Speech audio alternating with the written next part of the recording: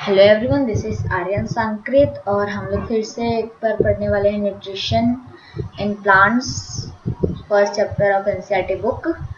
तो हमने पूरा ऊपर से पढ़ लिया है, ये यहाँ से यहाँ तक हमने पूरा पढ़ लिया था, इसलिए अब हम लोग पढ़ेंगे एक्टिविटी 1.1। तो इस एक्टिविटी में take 2 potted plants of the same kind, keep one in the dark or in black box for 72 hours and other in the sunlight। तो हमें इसमें क्या करना है, तो हमें 2 पॉटेड प्लांट्स लेने हैं, गमलों में प्लांट्स लेने हैं जो कि एक ही जैसे हो, सेम।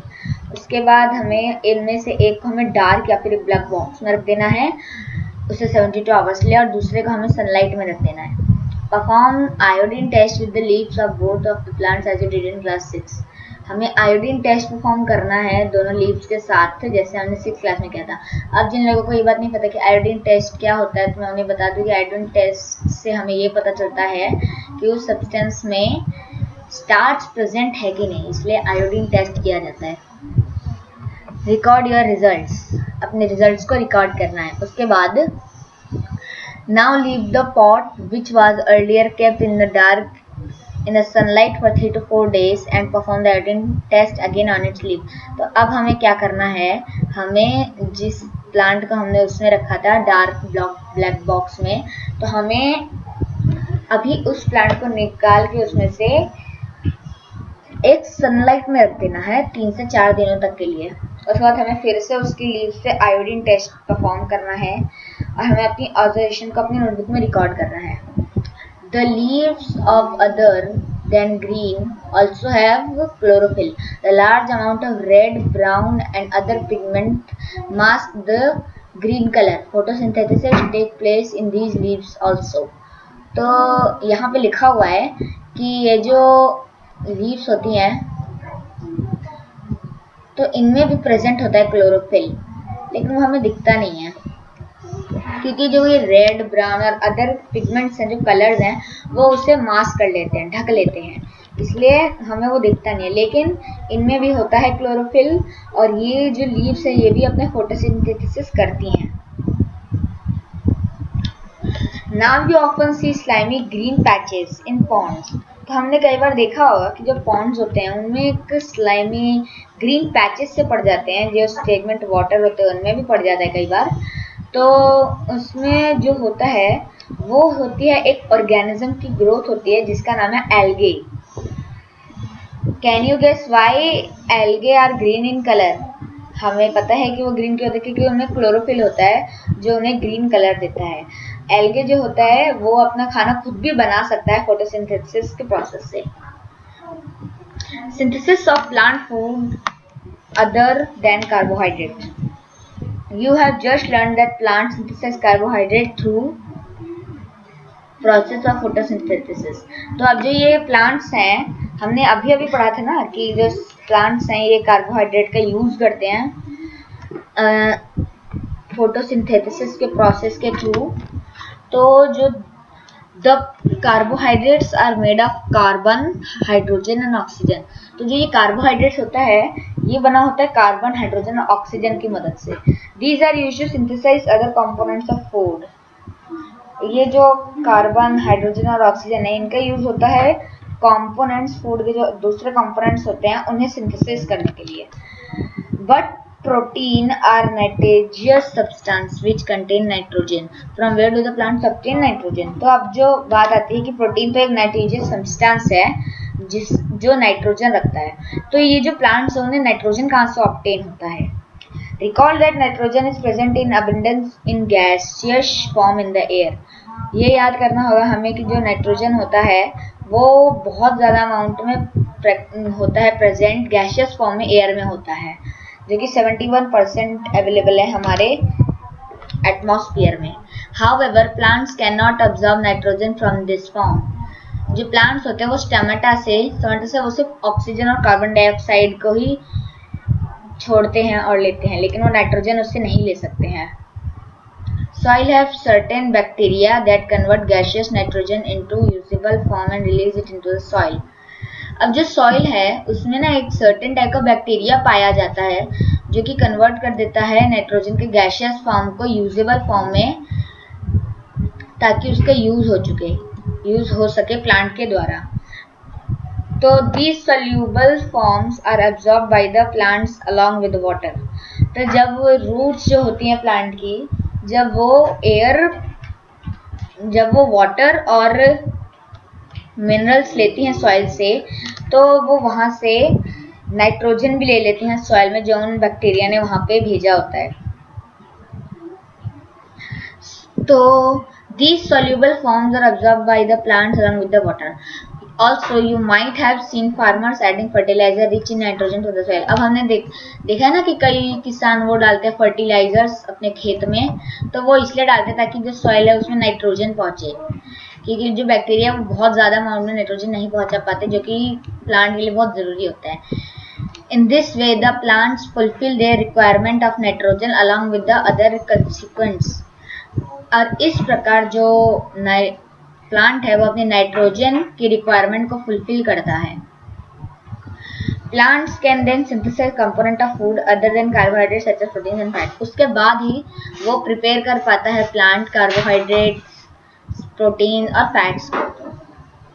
उसके बाद other modes of nutrition in plant. अब अदर मोड्स क्या है न्यूट्रिशन प्लांट्स के खाने के लिए, और कौन कौन से तरीके अब हम वो पढ़ेंगे।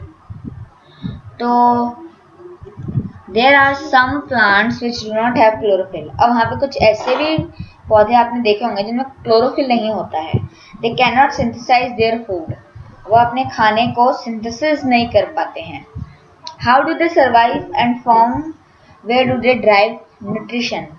वो कैसे जिंदा रह पाते जब वो खाना ही नहीं बना सकते अपना, और वो अपने न्यूट्रिशन कहाँ से पाते हैं, अब हम ये पढ़ेंगे।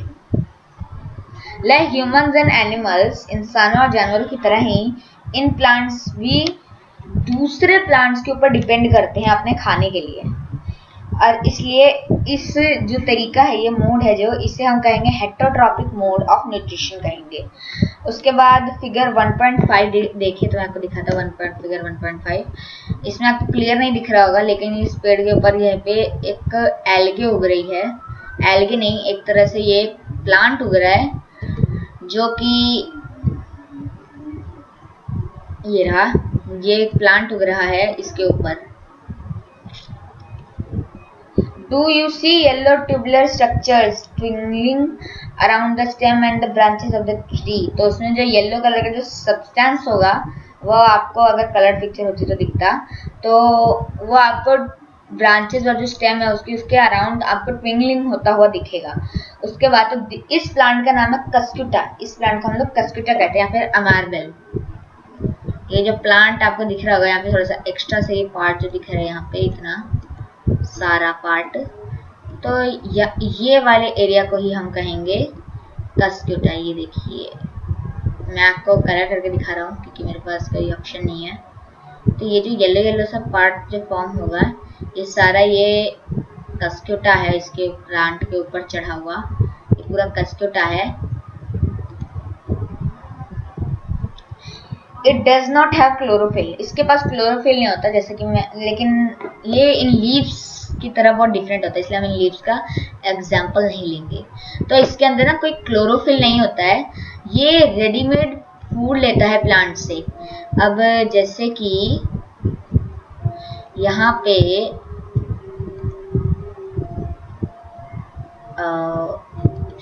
हाँ, तो यहाँ पे ये रेडीमेड फूड लेता है जो कि उस प्लांट ने खुद से बनाया होता है।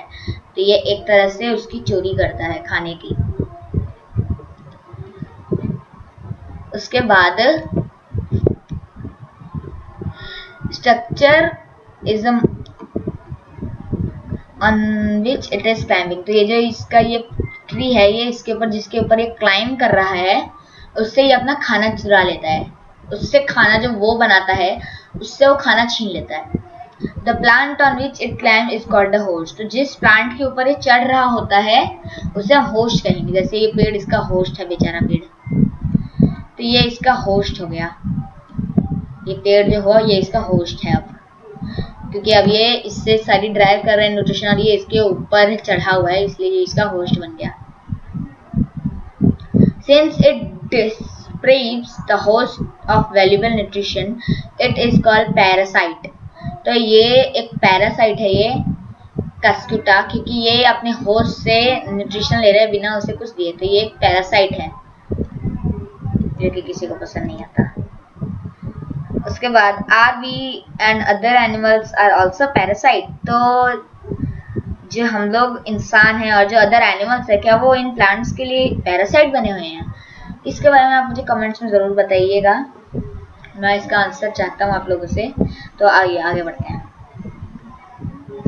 Have you seen or heard of a plant that can eat animals? हाँ, हमने एक बार ऐसा एक प्लांट सुना होगा ज़रूर, हमने से कई लोगों ने सुना होगा कि एक प्लांट होता है जो कीड़े खाता है। ऐसे कुछ प्लांट्स हैं जो इंसेक्ट्स जो होते हैं उन्हें ट्रैप कर लेते हैं और फिर उन्हें डाइजेस्ट कर लेते हैं। क्या ये अमेजिंग बात नहीं हुई? उसके बाद such plants may be green or some of other color, तो ये जो प्लांट्स होंगे वो शायद ग्रीन कलर के होंगे या फिर कोई और कलर के होंगे। Look at the plant in figure 1.6. The picture like structure is a modified part of the leaf. तो यहाँ पे एक ये दिया हुआ है हमें फिगर 1.6 जो कि एक प्लांट का दिया हुआ है। ये एक पिक्चर प्लांट है जो कि एक मॉडिफाइड लीफ होता है एक प्लांट का। ये पूरा पिक्चर प्लांट है और ये पिक्चर प्लांट का पूरा ट्री है एक तरह से। इसमें बहुत सारे पिक्चर प्लांट्स हुए हैं क्योंकि तो ये जो पिक्चर है ये इंसेक्ट्स को तब दबा लेता है। अब कैसे, अब मैं आपको ये पढ़ के बताता हूँ। तो structure is the apex of the leaf forms a lead which can open and close the mouth of the picture. तो अभी हमने नीचे ये देखा कि ये जो ये है ये पार्ट ये लीफ का ये बंद हो जाता है और उसके बाद खुल जाता है जो कि इसके एक माउथ का काम करता है। इसके लिए इस प्लांट के लिए एक माउथ का काम करता है ये, क्योंकि ये इसके बिना ये प्लांट सरवाइव नहीं कर पाएगा, क्योंकि फिर जो होगा वो इंसेक्ट इसमें से बाहर निकल के भाग जाएगा। Inside the picture there are hair which are directed downwards. तो इस पिक्चर के अंदर हेयर्स होते हैं जो कि नीचे की तरफ ऐसे प्रेजेंट होते हैं। ऐसे हेयर्स होते हैं, ऐसे नीचे की तरफ जो प्रेजेंट होते हैं, ऐसे हेयर्स होते हैं इसके अंदर प्रेजेंट, जो कि नीचे की तरफ एकदम दांतों के शेप में ऐसे नीचे प्रेजेंट होते हैं। उसके बाद ये जो पिक्चर प्लांट है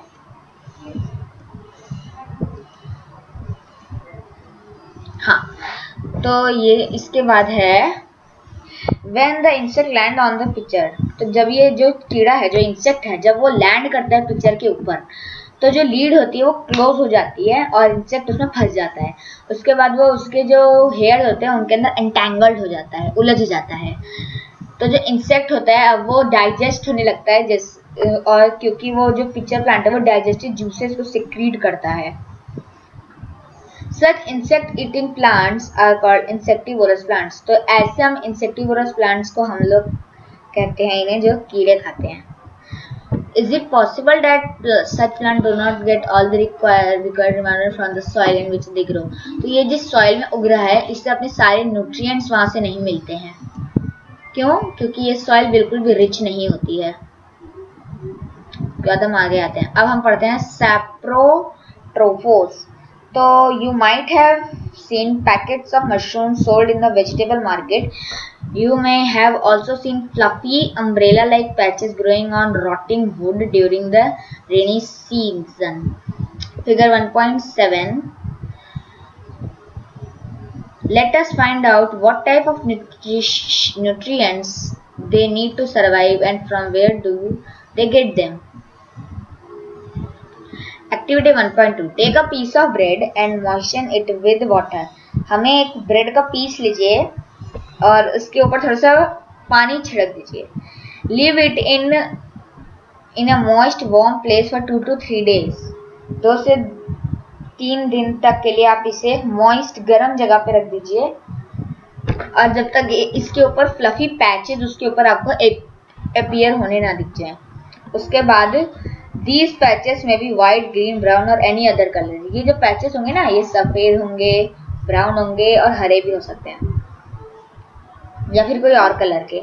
observe the patches under a microscope और अ मैग्नीफाइंग ग्लास। तो अब जो ये पैचेस बने उस ब्रेड पे, उसको आप माइक्रोस्कोप या फिर मैग्नीफाइंग ग्लास से आप उसे ऑब्जर्व कीजिए। Write down your observation in the notebook. अपनी ऑब्जर्वेशन को आप लोग नोटबुक में लिखिए। Most properly you will see cotton like thread spread on the pieces of the bread. तो इस जो होगी मोस्ट प्रोबेबली यहाँ इस ब्रेड के ऊपर हमें कॉटन के पीसेज, जैसे थ्रेड होता है ना कॉटन के थ्रेड, उसी की तरह ये ब्रेड के पीस आपको फैले हुए मिलेंगे। These organisms are called fungi. तो ये जो ऑर्गेनिज्म जो उग रहे हैं इसके ऊपर हम इन्हें फंगी कहेंगे। They have a different mode of nutrition. तो अब इनके ऊपर एक डिफरेंट मोड ऑफ न्यूट्रिशन होता है। They secrete digestive juices on the dead and decaying matter and convert it into a solution. तो ये जो होते हैं ये अपने जो डाइजेस्टिव जूस होता है उससे डेड और डिकेइंग मैटर पे, जैसे ये ब्रेड का पीस हो गया तो उसके ऊपर ये लोग डाइजेस्टिव जूस डालते हैं जिससे वो एक सॉल्यूशन में बदल जाता है। Then they observe the nutrient for him. उसके बाद ये उसमें से न्यूट्रिएंट्स को एब्जॉर्ब कर लेते हैं। This mode of nutrition in which organism take is in nutrients in solution from dead and decaying matter is called saprotrophic nutrition. तो ये जो तरीका हुआ डेड और डिकेइंग मैटर सब न्यूट्रिएंट्स लेने का, तो हम उन्हें उस प्रोसेस जो मोड होगा न्यूट्रिशन का उसे हम कहेंगे saprotrophic nutrition. Plant which use saprotrophic mode of nutrition are called saprotrophs. अब जो ये प्लांट है जो कि ये सेप्रोट्रॉपिक न्यूट्रिशन का यूज कर रहा है इसे हम सेप्रोटॉप कहेंगे। Fungi also grow on pickles, leather, clothes and other articles that are left in hot humid weather for a long time. During the rainy season they spoil many things. Ask your parents about the meanings of fungi in your house. The fungal spores are generally present in the air. When they land on wet and warm things, they germinate and grow. अब जो क्या होता है, जो raining season होता है उसमें ये सारी चीज़ें खराब कर देते हैं। जितने भी ये फंगी उगते हैं ये चीज़ों को खराब कर देते हैं। उसके बाद जो ये फंगल स्पोर्स होते हैं ये हवा में प्रेजेंट होते हैं हमारे आसपास, और जब वो किसी वेट और वार्म थिंग पे लैंड करते हैं तो वो बढ़ना शुरू हो जाते हैं, जर्मिनेट होते हैं। उसके बाद अब हम ये फिगर आउट कर सकते हैं, we can protect our things from getting spoiled. अब हमें ये फिगर आउट करना है कि हम अपनी चीज़ों को कैसे खराब होने से बचा सकते हैं। Some organisms live together and share shelter and nutrition. तो जो ये होते हैं कुछ ऑर्गेनिज्म ऐसे भी होते हैं जो कि शेल्टर और न्यूट्रिएंट्स दोनों शेयर करते हैं एक दूसरे के साथ। This is called symbiotic relationship. तो इसे हम सिम्बायोटिक रिलेशनशिप कहेंगे। आप इसे अंडरलाइन कर लीजिए या हाईलाइट कर लीजिए, बहुत इंपॉर्टेंट है, एग्जाम में आ सकता है। उसके बाद for example certain fungi live in the roots of a trees. The tree provide nutrition to the fungus and in return receive help from it to take up water and nutrition for the soil. तो example के लिए लीजिए, जैसे कुछ fungi होते हैं वो roots में उगते हैं कई प्लांट्स ट्रीज के। तो जो ट्री होता है वो उसे न्यूट्रिएंट्स प्रोवाइड करता है फोटोसिंथेसिस से, और तो और जो वो होता है फंगी वो उससे पानी लेने में हेल्प करता है और न्यूट्रिशन लेने में हेल्प करता है सॉइल में से। This association is very important for the tree, क्योंकि ये जो एसोसिएशन हो गया वो उस ट्री के लिए बहुत इंपॉर्टेंट है। In organisms called lichens a chlorophyll containing partner which is an algae and a fungus live together. तो ये जो एक ऑर्गेनिज्म कहते हैं जिसे हम लाइसेन कहते हैं, जिसमें क्लोरोफिल कंटेनिंग पार्टनर होता है जिसका नाम होता है एल्गे, और एक दूसरा है फंगस, वो दोनों एक साथ रहते हैं। जो फंगस होता है वो एल्गे को शेल्टर प्रोवाइड करता है, वाटर प्रोवाइड करता है और मिनरल्स, और जो एल्गे होता है रिटर्न में उसे फूड प्रोवाइड करता है जो कि वो अपने फोटोसिंथेसिस के प्रोसेस से प्रिपेयर करता है। तो अब दोस्तों आप बताइए आपको कैसी लगी वीडियो। मैं इस वीडियो को एक और बार और लंबा नहीं खींचना चाहता, इसलिए मैं आपको ये अगला पार्ट नेक्स्ट वीडियो में समझा दूंगा, इसलिए आप तब तक मेरे साथ जुड़े रहिएगा। मैं आपको नेक्स्ट वीडियो जल्दी ही आएगी, उसमें हम आगे ये पढ़ेंगे। तो वीडियो अच्छी लगी तो लाइक कर दीजिएगा, चैनल को ज़रूर सब्सक्राइब कर दीजिएगा और बेल आइकन ज़रूर दबा दीजिएगा। Thank you.